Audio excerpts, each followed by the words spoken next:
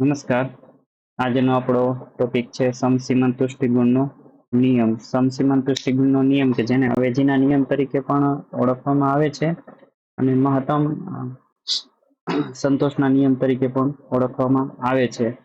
તો અત્યારે આ જે સિદ્ધાંત છે એ માણસની મર્યાદિત આવક અને એની સામે અમર્યાદિત જરૂરિયાતો છે એના સંદર્ભમાં વ્યક્તિ કેવી રીતે સમાયોજન સાધે છે તે સમજાવે છે. જરૂરિયાતો સંતોષવાના સાધનો છે એ મર્યાદિત છે, જ્યારે જરૂરિયાતો અનેક છે. એટલે એ મર્યાદિત સાધનો દ્વારા જરૂરિયાતો પૂરી કરવા માટે વ્યક્તિ છે એ કઈ વસ્તુ પાછળ કેટલી ફાળવણી કરશે તે આપણે સમસીમાંત તુષ્ટિગુણના નિયમથી જાણી શકીએ છીએ. તો અહીંયા સમસીમાંત તુષ્ટિગુણના નિયમની વ્યાખ્યા જોઈએ તો એચ.એસ. ગોસેને આ વ્યાખ્યા આપેલી હતી. એને ગોસેનના બીજા નિયમ તરીકે પણ ઓળખવામાં આવે છે. જ્યારે ખરીદવામાં આવતી જુદી જુદી વસ્તુઓ પાછળ ખર્ચવામાં આવતા નાણાંનો સીમાંત એકમમાંથી એકસરખો તુષ્ટિગુણ મળી રહે ત્યારે મહત્તમ સંતોષ પ્રાપ્ત થાય છે. એવી જ રીતે આલ્ફ્રેડ માર્શલે જે વ્યાખ્યા આપી છે તે જોઈએ તો જો વ્યક્તિ પાસે એવી વસ્તુ હોય કે જેના અનેક ઉપયોગ થઈ શકતા હોય અને એ વસ્તુની એવી રીતે ફાળવણી કરશે કે જેથી તેના બધા ઉપયોગમાંથી મળતો સીમાંત તુષ્ટિગુણ સરખો થઈ રહે. તો અહીંયા વ્યક્તિએ જુદી જુદી વસ્તુ ખરીદવાની છે, પરંતુ એ દરેક વસ્તુ પાછળ જે નાણાં ખર્ચે છે એટલે કે કિંમત અને એમાંથી મળતો સીમાંત તુષ્ટિગુણ આ બંનેનો ગુણોત્તર સરખો થઈ રહે એ રીતે આયોજન કરવાનું. તો અગાઉ આપણે ઘટતા સીમાંત તુષ્ટિગુણનો નિયમ જોઈ ગયા, તો એમાં એક વસ્તુ સિદ્ધાંત દ્વારા આપણે સમતુલા જોઈ હતી, જ્યારે અહીં સમસીમાંત તુષ્ટિગુણના નિયમમાં એક કરતા વધારે વસ્તુ મોડલ દ્વારા આપણે ગ્રાહકની સમતુલા જોઈએ છીએ. તો આ સિદ્ધાંત જોઈએ એ પહેલા એની મૂળભૂત જે ધારણાઓ છે 8 તે જોઈએ. એટલે કે ગ્રાહક છે એ બુદ્ધિપૂર્વકનું વર્તન કરે છે, એનો હેતુ મહત્તમ સંતોષ મેળવવાનો છે. ગ્રાહક એક કરતા વધારે વસ્તુ ખરીદવા માંગે છે.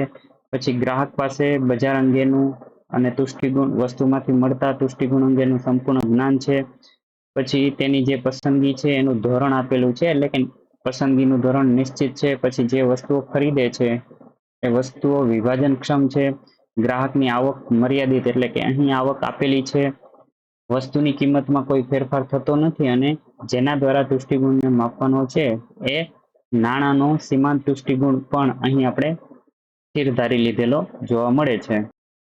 હવે જ્યારે ગ્રાહકે એક કરતા વધારે વસ્તુ ખરીદવાની હોય તો સમતુલાની શરત જોઈએ તો અહીં એ વસ્તુમાંથી મળતો સીમાંત તુષ્ટિગુણ ભાગ્યા તેની કિંમત બરાબર બી વસ્તુમાંથી મળતો સીમાંત તુષ્ટિગુણ ભાગ્યા તેની કિંમત. એવી રીતે સી વસ્તુમાંથી મળતો સીમાંત તુષ્ટિગુણ છેદમાં તેની કિંમત. એ બધી વસ્તુ એટલે કે જેટલી પણ વસ્તુ ખરીદે છે દરેકનો ગુણોત્તર સરખો થવો જોઈએ. એટલે કે ગ્રાહક જ્યારે મહત્તમ સંતોષ મેળવે ત્યારે દરેક વસ્તુ પાછળ એક જે રૂપિયા ખર્ચે છે એના છેલ્લા રૂપિયાનો સીમાંત તુષ્ટિગુણ સમાન થઈ રહે તો એને સમતુલા પ્રાપ્ત થશે. એટલે આ રીતે અહીં દરેક વસ્તુની કિંમત એમાંથી મળતો સીમાંત તુષ્ટિગુણ એનો ગુણોત્તર સરખો કરવાનો છે. તો આગળ આપણે જોઈએ તો માનો કે ગ્રાહકની આવક આપેલી છે ધારણા પ્રમાણે 48 રૂપિયા છે. તો અહીંયા એને 3 વસ્તુ ખરીદવાની છે, જેમાં એ વસ્તુની કિંમત 4 રૂપિયા છે, બી વસ્તુની કિંમત 6 રૂપિયા અને સી વસ્તુની કિંમત 10 રૂપિયા છે. તો આ 3 વસ્તુ પાછળ ગ્રાહક પોતાની જે આવક આપેલી છે તે વાપરવા માંગે છે, બરાબર. તો એના આધારે આપણે સમતુલા જોઈએ. હવે અહીં જે અનુસૂચિ આપેલી છે એમાં વસ્તુના એકમો અને દરેક વસ્તુમાંથી મળતો સીમાંત તુષ્ટિગુણ એ રીતે જોઈએ તો એ વસ્તુ ના એકમો અને તેમાંથી મળતો સીમાંત તુષ્ટિગુણ, એવી રીતે બી વસ્તુમાંથી મળતો સીમાંત તુષ્ટિગુણ, સી વસ્તુમાંથી મળતો સીમાંત તુષ્ટિગુણ. તો અહીંયા ગ્રાહક પાસે જુદી જુદી પસંદગી આપેલી છે, પરંતુ એને જે આવક આપેલી છે એ આવકની મર્યાદામાં રહીને જ ખર્ચ કરવાનો છે. એટલે હવે આપણે આગળ જોઈએ કે કેવી રીતે ગ્રાહક છે એ સમતુલા પ્રાપ્ત કરે છે. તો અહીં આપણે જોઈ શકીએ છીએ કે ગ્રાહક જે દરેક વસ્તુની કિંમત આપેલી છે અને સીમાંત તુષ્ટિગુણ આપેલો છે, તો કયા કેટલી ખરીદી કરશે. દાખલા તરીકે એ વસ્તુ છે તો એના 5 એકમ, બરાબર, કે જ્યાં આપણે 3 વસ્તુનો સીમાંત તુષ્ટિગુણ અને તેની કિંમતનો ગુણોત્તર સરખો થાય એ જોવાનું છે. તેમજ આપણે આગળ જોઈ ગયા તેમ અહીં સી કરતા બી વસ્તુને ગ્રાહક પ્રાધાન્ય આપશે અને બી વસ્તુ કરતા એ વસ્તુને પ્રાધાન્ય આપશે. તો અહીંયા એ વસ્તુનો સીમાંત તુષ્ટિ ગુણ એને ભાગ્યે એ વસ્તુની કિંમત, તો એ પેલા મેળવી લઈએ છીએ, બરાબર. એટલે 1 થી 5 એકમ સુધીનો એનો ગુણોત્તર મળી ગયો. પછી ત્યારબાદ આપણે બી વસ્તુનો સીમાંત તુષ્ટિ ગુણ અને બી વસ્તુની કિંમત જોઈએ તો એનો ગુણોત્તર મળી રહે છે. અને ત્યારબાદ સી વસ્તુ અને તેનો કિંમત, સી વસ્તુનો સીમાંત તુષ્ટિ ગુણ અને તેની કિંમતનો ગુણોત્તર જોઈએ તો એ આપણે મળી રહે છે. હવે આમાંથી આપણે જોવાનું છે કે કઈ જગ્યાએ વસ્તુનો સીમાંત તુષ્ટિ ગુણ અને તેની કિંમતનો ગુણોત્તર સરખો થાય. તો આ 3 માં જોઈએ તો એક જ જે જગ્યાએ જવાબ સરખો આવતો હોય, બરાબર છે, તો એ વસ્તુના 5 એકમ ખરીદશે કે જ્યાં 12/4 બરાબર 3 જવાબ મળે છે. ત્યારબાદ બી વસ્તુ છે તો એના 3 એકમો 18/6 બરાબર 3, અને સી વસ્તુ છે તો તેના પ્રથમ એકમે 30/10 બરાબર 3. એટલે કે આ ત્રણેય જે છે એ ત્રણેય જગ્યાએ સીમાંત તુષ્ટિ ગુણ અને કિંમતનો ગુણોત્તર એ સરખા થાય છે અને એના આધારે ગ્રાહકે છે એ 48 રૂપિયા જે આવક આપેલી છે એ વાપરવાની થાય છે. હવે આપણે જોઈએ તો અહીં એ વસ્તુના 12/4 બરાબર બી વસ્તુનો સીમાંત તુષ્ટિ ગુણ અને એની કિંમત, 18/6 બરાબર સી વસ્તુનો સીમાંત તુષ્ટિ ગુણ અને એની કિંમત, એવી રીતે ત્રણેયનો ગુણોત્તર 3 સરખો થાય છે. તો હવે જોઈએ સમતુલાનું બિંદુ મહત્તમ સંતોષ કેમ પ્રાપ્ત થાય એ માટે એ વસ્તુના 5 એકમ અહીં ગ્રાહક ખરીદે છે તો એની 4 રૂપિયા કિંમત આપેલી છે. એટલે 5 × 4 બરાબર એ વસ્તુ પાછળ ગ્રાહક 20 રૂપિયાનો ખર્ચ કરશે.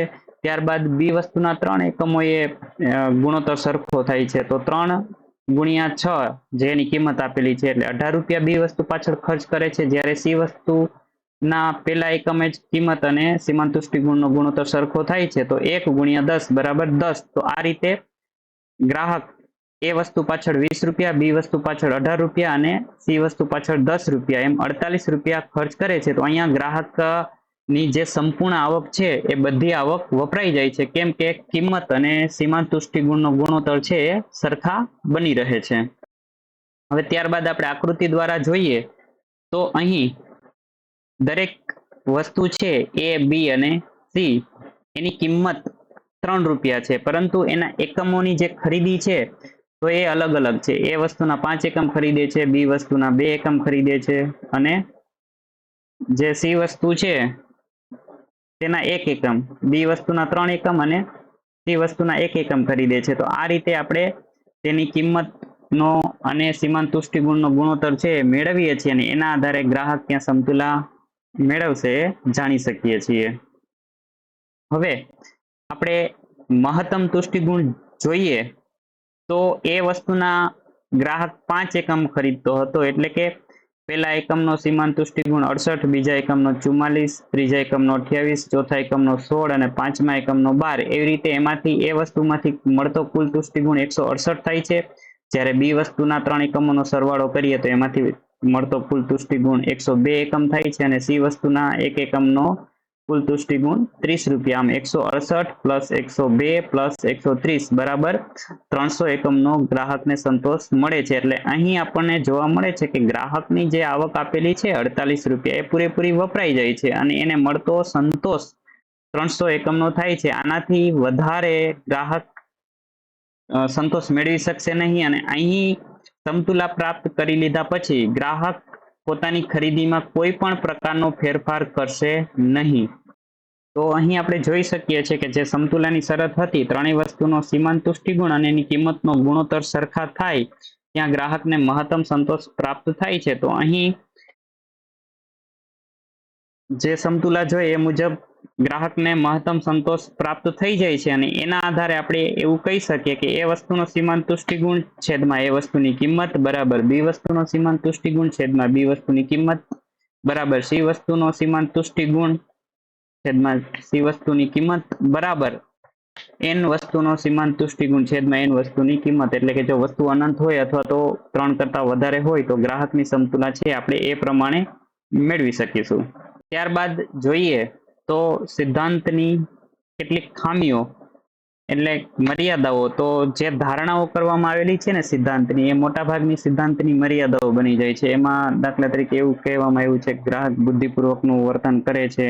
બરાબર, તો ઘણીવાર કેવી છે કે ગ્રાહક ઉપર ફેશન છે, ટેવ છે, સામાજિક રીત રિવાજ છે, જાહેરાત છે, એની અસર થતી હોય તો એ વર્તન છે એ બદલી શકાય છે. બીજું છે તુષ્ટિગુણ સંખ્યામાં માપી શકાય છે. તો તૃષ્ટિગુણ છે જે આર હિક્સ એની ટીકા કરે છે કે તૃષ્ટિગુણને માત્ર ને માત્ર ક્રમમાં ગોઠવી શકાય છે, સંખ્યામાં માપી શકાતો નથી. પછી અહીં એવી ધારણા પણ હતી કે વસ્તુઓ વિભાજનક્ષમ છે, તો અમુક જે વસ્તુ હોય એનું વિભાજન થઈ શકતું નથી, એટલે એની ખામી છે. ત્યારબાદ ગ્રાહકને બજારનું સંપૂર્ણ જ્ઞાન છે, પરંતુ એવું જરૂરી નથી કે ગ્રાહકો પાસે બધું જ જ્ઞાન હોય. અજ્ઞાનતા અને અપૂર્ણ માહિતી છે આ સિદ્ધાંતની મર્યાદા બની જાય છે. બરાબર, તો આ સિદ્ધાંતની આ 4-5 મર્યાદાઓ છે, એટલે કે એની ખામીઓ જોવા મળે છે. ત્યારબાદ આપણે સિદ્ધાંતનું મહત્વ જોઈએ તો આ સિદ્ધાંત એકમલક્ષીથી સમગ્રલક્ષી અર્થશાસ્ત્રના દરેક ક્ષેત્રમાં ખૂબ જ મોટા પ્રમાણમાં ઉપયોગી જોવા મળે છે. ખાસ કરીને વપરાશના ક્ષેત્રમાં બરાબર એ માર્ગદર્શન આપે છે. ઉત્પાદન ક્ષેત્રે પણ આ સિદ્ધાંત છે એ ઉપયોગી છે. ઇષ્ટતમ સાધન ફાળવણી માટે સિદ્ધાંત માર્ગદર્શક બને છે. પછી વિનિમય ક્ષેત્રે પણ સિદ્ધાંત છે ઉપયોગી બને છે. મૂલ્ય નિર્ધારણ સિદ્ધાંતની પૂર્વ ભૂમિકા આ સિદ્ધાંત જ પૂરું પાડે છે. અને ત્યારબાદ વહેંચણીના ક્ષેત્રે તો વહેંચણીના સીમાંત ઉત્પાદકતાના સિદ્ધાંતમાં અવેજીના નિયમ રહેલો છે, આ સિદ્ધાંત દ્વારા આપણે જાણી શકીએ છીએ. અને ત્યારબાદ જાહેર જમા ખર્ચ, તો જાહેર જમા ખર્ચમાં જે મહત્વનો સિદ્ધાંત છે મહત્તમ સામાજિક કલ્યાણનો સિદ્ધાંત. બરાબર, એટલે કે જુદા જુદા વર્ગ વચ્ચે કરબોજની વહેંચણી કેવી રીતે કરવી જોઈએ અને દરેક વર્ગ ઉપર જેના કારણે સીમાંત કરબોજ સરખો થઈ શકે એ પણ આ સિદ્ધાંત સમજાવે છે. જેમાં આપણે વિસ્તારથી જોઈએ તો આ સિદ્ધાંત વ્યાપાર અને સરકારને ઘણો બધો ઉપયોગમાં થઈ શકે છે. જેમાં ખાસ કરીને ઉત્પાદન ક્ષેત્રે કે ઉત્પાદક છે અને મહત્તમ નફો પ્રાપ્ત કરવો હોય તો ઉત્પાદનના જુદા જુદા સાધનો છે એની પાછળ જે ખર્ચ કરવામાં આવે છે એની ઉત્પાદકતા, સીમાંત ઉત્પાદકતા અને એને ચૂકવવામાં આવતું વળતર એ બંને સરખા થવા જોઈએ, એટલે કે નફો મહત્તમ મળવો જોઈએ. ત્યારબાદ સામાજિક કલ્યાણના સિદ્ધાંતની જે વાત કરી તો એ સિદ્ધાંત માટે પણ સમસીમાંત તુષ્ટિગુણનો સિદ્ધાંત ખૂબ જ મોટા પ્રમાણમાં ઉપયોગી છે. તો અંતે આપણે એવું કહી શકીએ કે સમસીમાંત તુષ્ટિગુણનો સિદ્ધાંત છે ઇષ્ટતમ ફાળવણીનો સર્વોચ્ચ સિદ્ધાંત છે. એટલે કે અછત અને અવેજી બરાબર મર્યાદિત સાધનોના સંદર્ભમાં તેને એકબીજાના અવેજીમાં વાપરી અને શ્રેષ્ઠ પરિણામ કેવી રીતે લઈ આવી શકાય છે એ સમસીમાંત તુષ્ટિગુણના નિયમથી આપણે જાણી શકીએ છીએ. બરાબર, પછી જ્યાં સમાન સીમાંત લાભ હોય, જ્યાં સુધી દરેક દિશામાંથી મળતો અંતિમ લાભ સમાન ન થાય ત્યાં સુધી ફાળવણી બદલતા રહેવું પડે છે. અને ત્રીજું જે બિંદુ છે મહત્તમ કલ્યાણ સમતુલાનું બરાબર છે. આ ગાણિતિક બિંદુ જ વ્યક્તિગત સંતોષ અને રાષ્ટ્રીય સામાજિક કલ્યાણ બંનેનું શિખર બને છે. તો અહીંયા આપણે એવું કહી શકીએ કે જે વસ્તુનો સીમાંત તુષ્ટિગુણ વધારે હોય એ વસ્તુના એકમોનો વપરાશ વધારવો જોઈએ, અને જે વસ્તુના એકમોમાંથી મળતો સીમાંત તુષ્ટિગુણ ઓછો હોય